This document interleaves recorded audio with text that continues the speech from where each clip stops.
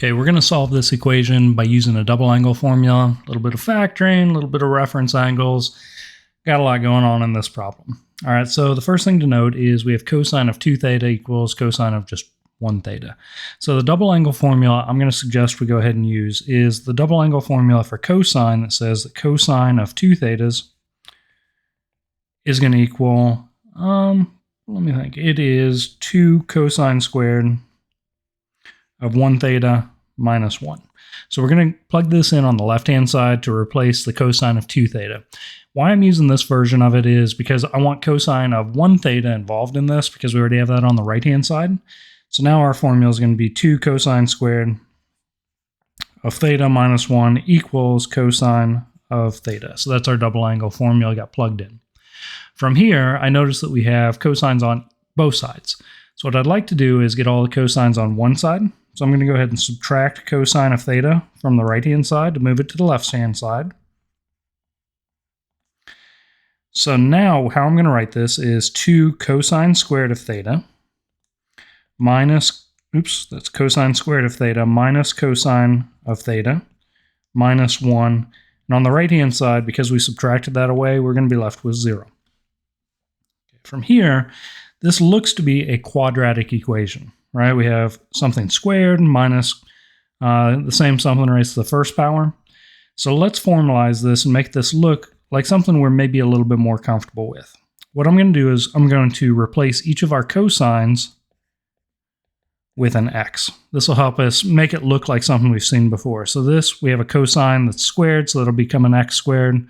Here we have a cosine that's going to become just an x. So we have 2, and instead of cosine being squared, we're going to say x squared minus x replaces that cosine minus 1 equals 0. And why I'm rewriting this is just so it becomes something we're more comfortable with, at least initially, because I'm going to be thinking zero product property and factoring the left-hand side. So hopefully the factoring is not too bad here. If you have your own technique, go for it.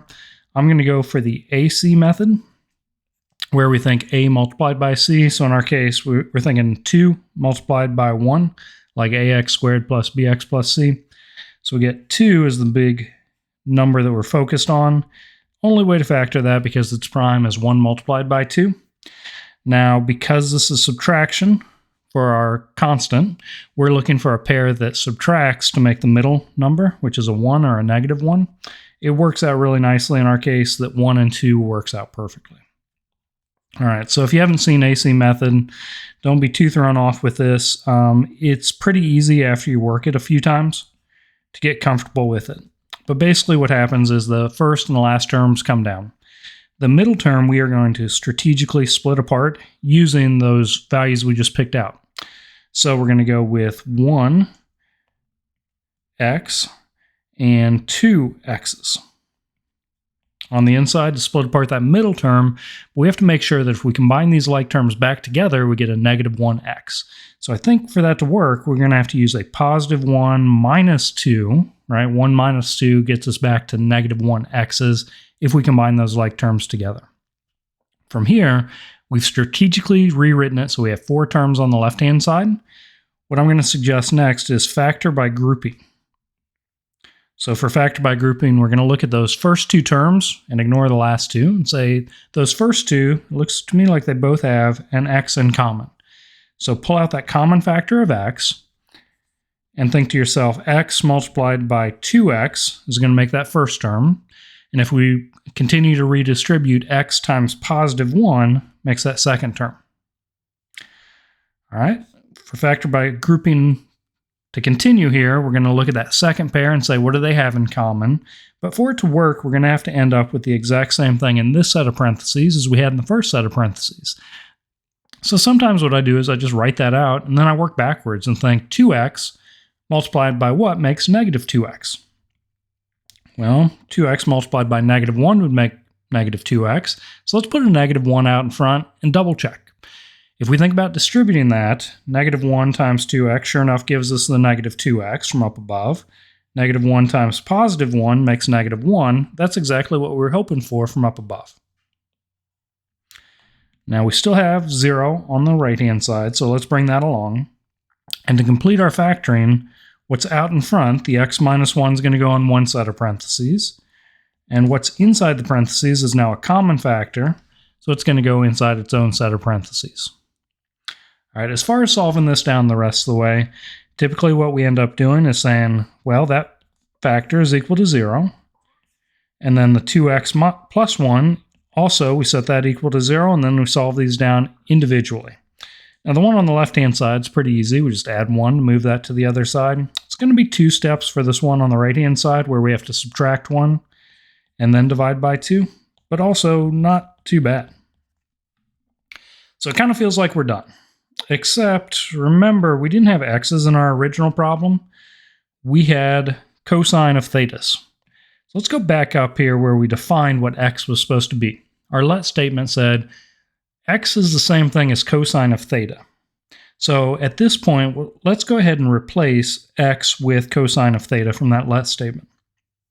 So we're really looking at cosine of theta equals 1 and cosine of theta equals negative 1/2. Not the end of the world, but it's going to take a little bit more work to get our thetas.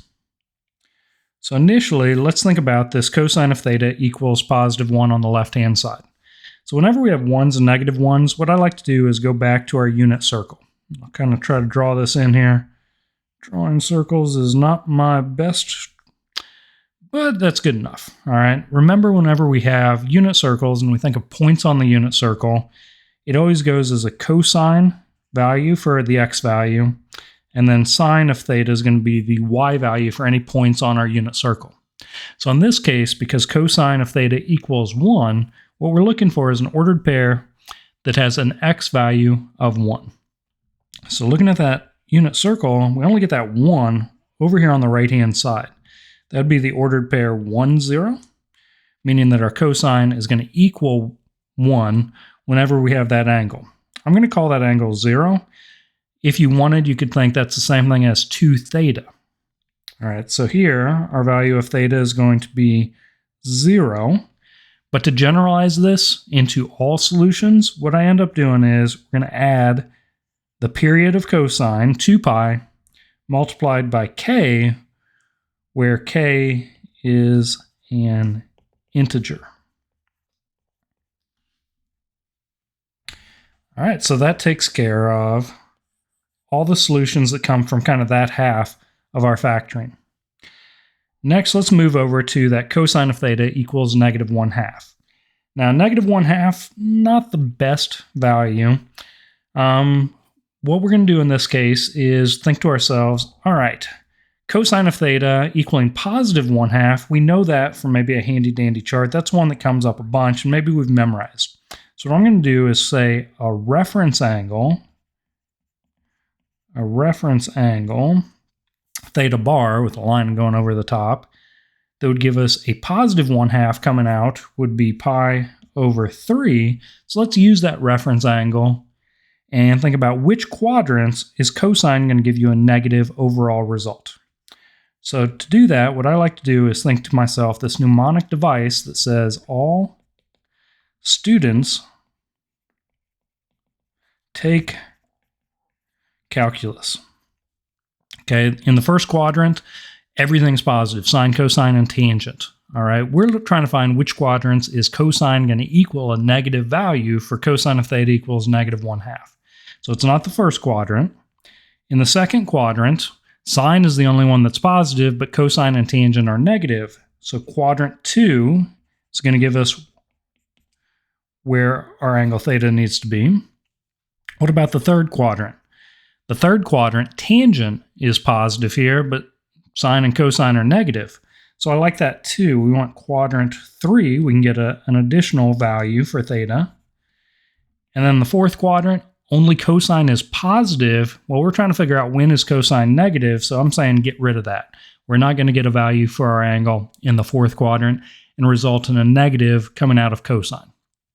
All right, so we already found the reference angle. Let's use that first in the second quadrant. So the second quadrant, we always use the x-axis and draw our reference angle into the x-axis. So what I'm going to do is go ahead and place theta bar to the x-axis. And our end goal here is find the angle that wraps around into the second quadrant, that blue angle. We're going to call that theta in this case. We have to calculate what that is. Well, to calculate that, it's going to start with pi, and then from that we subtract our reference angle. So we're going to subtract theta bar, or pi over 3. A little bit of cleaning this up. We can think of this as 3 pi over 3 instead of just pi, minus pi over 3 to give us 2 pi over 3 is our overall solution.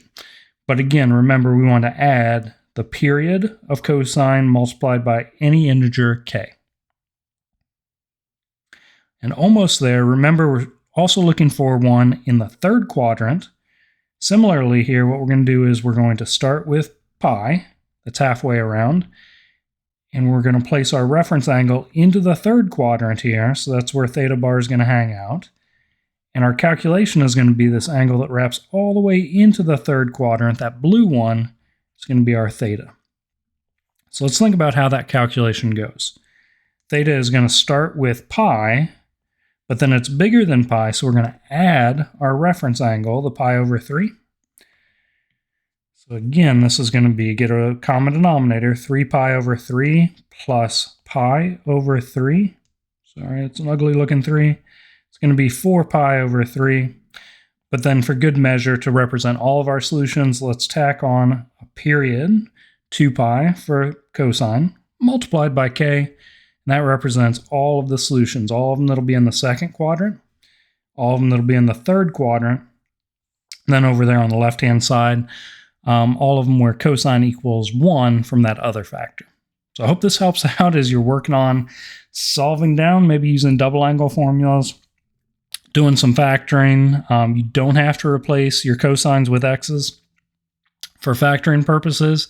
A lot of students find that easier, though, if you've replaced them. So you have x's from the beginning instead of thinking about cosines and then bring cosines back in later on. All right, hope this helps out. Good luck to you.